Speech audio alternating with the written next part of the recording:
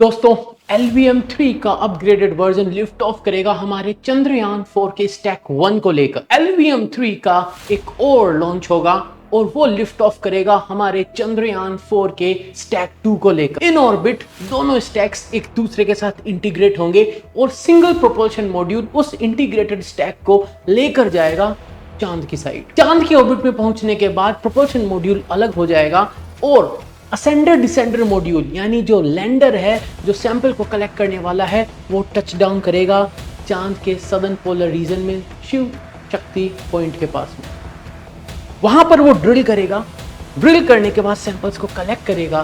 Samples को collect करने के बाद वो सैंपल असेंडर मॉड्यूल को देगा। असेंडर मॉड्यूल उस लैंडर को छोड़कर लिफ्ट ऑफ कर जाएगा चांद की धरती से। वो आएगा ऑर्बिट में। ऑर्बिट में वो डॉकिंग करेगा ट्रांसफर मॉड्यूल के साथ। ट्रांसफर मॉड्यूल के अंदर जैसे ही सारे सैंपल्स ट्रांसफर हो जाएंगे, फिर वो मॉड्यूल भी अलग हो जाएगा। अब transfer module re entry module के साथ चांद के चक्कर काटते काटते अपनी ट्रेजेक्टरी को चेंज करेगा और चल पड़ेगा धरती की साइड। धरती के पास आने के बाद ट्रांसफर मॉड्यूल अलग हो जाएगा और सिर्फ re entry module re entry कर जाएगा अर्थ के एटमॉस्फेयर में। ये जो सारा सनसनीखेज सा थ्रिलिंग सा एक्सपीरियंस अभी हमें हुआ है, यह हम देखने वाले हैं जब भारत चंद्रयान 4 मिशन को अंजाम देने वाला है। दोस्तों, मोहतरम entrepreneur Manish Purohit, I am a former scientist, और आज हम चंद्रयान 4 को बारीकी से समझने वाले हैं। लेकिन शुरू करने से पहले डिस्क्रिप्शन चेक कर लेना। डिस्क्रिप्शन के अंदर टेलीग्राम ग्रुप का लिंक है, व्हाट्सएप चैनल का लिंक है, कोर्सेज का डिस्क्रिप्शन है, खूब सारी चीजें हैं। कहीं ना कहीं तो आपका मन मिल ही जाएगा। तो अब जो सबसे बड़ी और खुशी की खबर है वो यह है कि भारत सरकार ने 2104 करोड़ 3 साल की ड्यूरेशन के लिए इसरो को दिए हैं। उन्हें कहा गया है कि भाई ये जो कुछ भी आपने प्रपोज किया है यह सब बनाइए और चंद्रयान 4 को अंजाम दीजिए। आज हम थोड़ा सा इसको क्लोजली देखेंगे कि हमें यहाँ पे दिख क्या रहा है। ये जो पार्ट हमें दिख रहा है दोस्तों, इसमें नीचे वाला जो पार्ट है वो लैंडर है, जिसको हम कहते हैं डिसेंडर मॉड्यूल। डिसेंट करेगा, जाके चांद की धरती को टच डाउन करेगा। ये उसकी लैंडिंग लेग्स दिख रही है। ये जो आर्म दिख रही है ये सैंपल कलेक्ट करने की आर्म है। यहाँ पर हमें ये जो नोजल्स दिख रहे हैं ये इसके थ्रस्टर्स हैं, जैसे हमारे विक्रम पे थे। टच डाउन करने के टाइम पे यही तो काम आते हैं, जो स्पीड को स्लो करते हैं। And then we have a soft landing. जैसे ही सैंपल कलेक्ट हो जाएंगे, सैंपल दिए जाएंगे इस मॉड्यूल को जो इसके ऊपर लगा हुआ है। ये असेंडर मॉड्यूल है, यानी ये नीचे वाला पार्ट वहीं रह जाने वाला है और ऊपर वाला पार्ट जो है वो लिफ्ट ऑफ कर जाएगा। ये पहुंचेगा चांद के चारों तरफ के ऑर्बिट में। चांद के चारों तरफ के ऑर्बिट में ये पार्ट होगा, ये जो प्रोपल्शन मॉड्यूल है, जो कि इंटीग्रेटेड स्टैक का मतलब चांद तक जब ये पहुंचेंगे तो ये और ये पार्ट एक साथ इस तरीके से पहुंचेंगे। ये है हमारा ये वाला स्टैक, जिसको हम स्टैक 2 कह रहे हैं, जहां पर हमारा प्रोपल्शन मॉड्यूल है, हमारा ट्रांसफर मॉड्यूल है, री एंट्री मॉड्यूल है। ये जो पार्ट है यहां पर हमें दिख रहा है, ये हमारा असेंडर मॉड्यूल है, ये हमारा डिसेंडर मॉड्यूल है। और ये जो नीचे का स्ट्रक्चर दिख रहा है ये थोड़ा सा कंफ्यूजिंग है, क्योंकि वो यहां पर नहीं है। ये सोर्स जो है ये भी गवर्नमेंट का है, ये सोर्स जो है ये भी गवर्नमेंट का है। ये जो डिजाइन है इसका भी थोड़ा सा क्लैरिटी नहीं है, लेकिन चंद्रयान 4 के मिशन की प्लानिंग में तो बहुत बदलाव आए हैं। क्योंकि सबसे पहले जब चालू किया था तब बोला गया था कि चंद्रयान 4 जो है 2 पार्ट में होगा, PSLV एंड LVM-3। फिर बोला गया था 2 पार्ट में होगा, GSLV एंड LVM-3। लेकिन अब हमारा जो चंद्रयान जाएगा वो जाएगा अपग्रेडेड LVM-3 में। तो पहले ये तो देख लीजिए अपग्रेडेड LVM-3 का क्या मतलब है। तो दोस्तों, अपग्रेडेड LVM-3 यहां पर समझ लेते हैं। ये है हमारा एग्जिस्टिंग LVM-3 GSLV Mark 3, जहां पर हमारे पास कैपेबिलिटी है, हम लेके जा सकते हैं 4000 किलो GTO तक, यानी जियोसिंक्रोनस ट्रांसफर ऑर्बिट तक। अगर हम इसके अंदर कुछ बदलाव करते हैं, जैसे कि हम विकास इंजन को रिप्लेस कर दें सेमी क्रायो स्टेज से, तो हमारा जो लिफ्ट ऑफ कैपेबिलिटी है वो 640 किलो से बढ़ जाएगी, इंप्रूव हो जाएगी।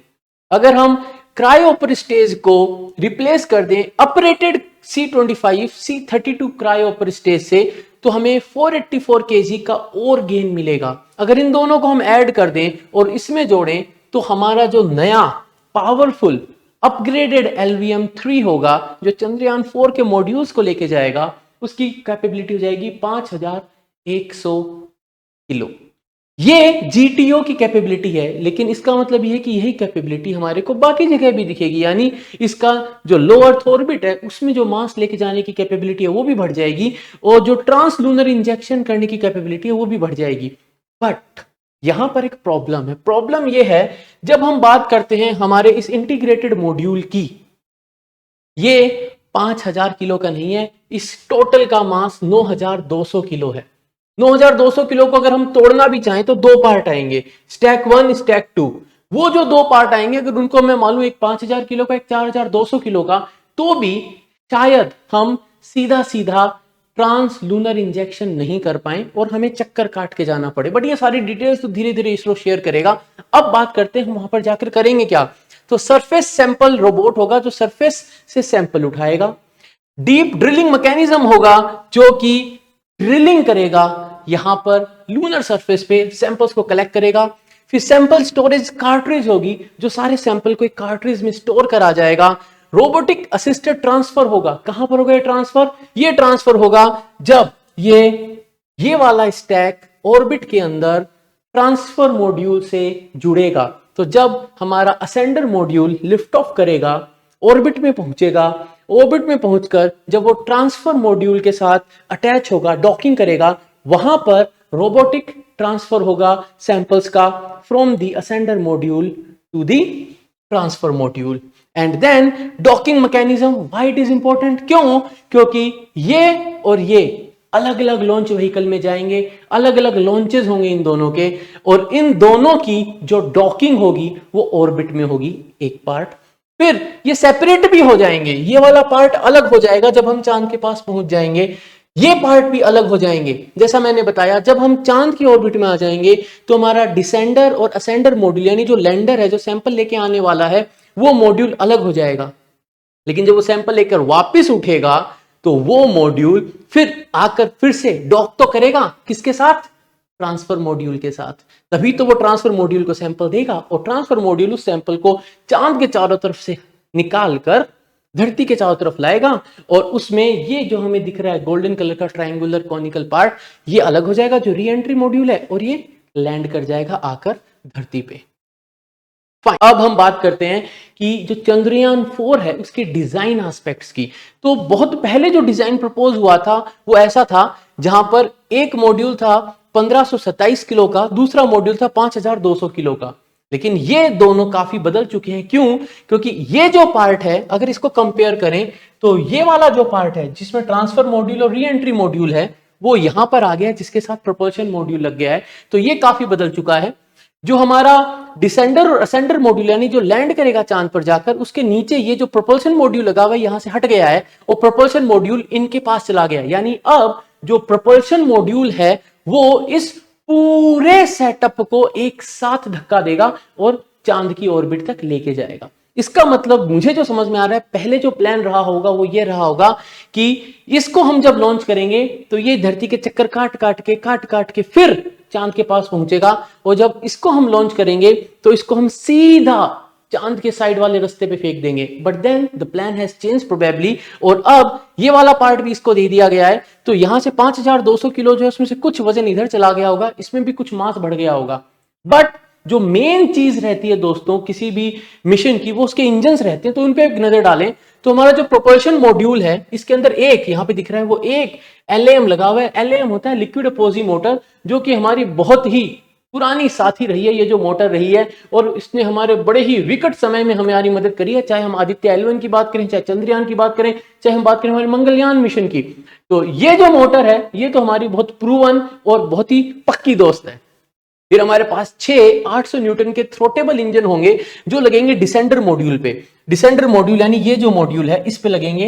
हमारे पास असेंडर मॉड्यूल पे 800 न्यूटन के 2 इंजन होंगे और 58 न्यूटन के 8 इंजन होंगे। असेंडर मॉड्यूल यानी जो ऊपर वाला पार्ट है जो सैंपल लेकर चांद की धरती से लिफ्ट ऑफ करेगा, और डिसेंडर मॉड्यूल को वहीं छोड़ के आ जाएगा। ट्रांसफर मॉड्यूल पे भी एक एलएएम लगा हुआ है जो यहां पे हमें दिख रहा है। तो इसके अंदर मतलब जब ये प्रोपल्शन मॉड्यूल हटेगा तो यहां पर हमें इस वाले पार्ट में हमें एक ऐसा एलएएम लगेगा। एलएएम यानी लिक्विड अपोजी मोटर, और 22 न्यूटन के 8 थ्रस्टर होंगे, और यहाँ पर 150 मिली न्यूटन के 16 थ्रस्टर्स होंगे, यानी छोटे मोटे थ्रस्टर्स होंगे जो कि ओरिएंटेशन वगैरह को, रिएक्शन कंट्रोल कर सके, इन सारी चीजों को मेंटेन कर सके। उस चीज को कंट्रोल करने के लिए हमारे पास ट्रांसफर मॉड्यूल में थ्रस्टर्स होंगे। री एंट्री मॉड्यूल जो होगा उसको तो सीधा आके री एंटर करना है, जिसके अंदर बाकी मैकेनिज्म होंगे, पैराशूट मैकेनिज्म होंगे और वो टच डाउन करेगा। तो ये जो सारी बातें हमने करी है, ये वो डिटेल्स हैं जो चंद्रयान 4 की हमें पता है। But things can change. क्यों? क्योंकि इसरो को अभी जो अप्रूवल मिला है, जो उनको सैंक्शन मिली है, जो अप्रूवल मिली है और जिस डिजाइन के ऊपर सारी बातें हो रही हैं, वो ये डिजाइन हैं। ये है स्टैक 1, ये है स्टैक 2 और ये है हमारा LVM-3 जो चंद्रयान 4 को लेकर लिफ्ट ऑफ करेगा। तो चंद्रयान 4 अब कैसे होगा, क्या होगा, इसमें जो भी डिटेल्स आगे आएंगी दोस्तों, मैं आपके साथ शेयर करता रहूंगा। अगर यह वीडियो पसंद आया तो लाइक, शेयर एंड सब्सक्राइब जरूर कर देना, बेल आइकन दबा देना, कमेंट सेक्शन में जरूर से बताना कैसा लगा एंड शेयर जरूर करना अपने दोस्तों से। नॉलेज सब में फैलना चाहिए। तो मिलेंगे अगले वीडियो में दोस्तों, तब तक के लिए जय हिंद।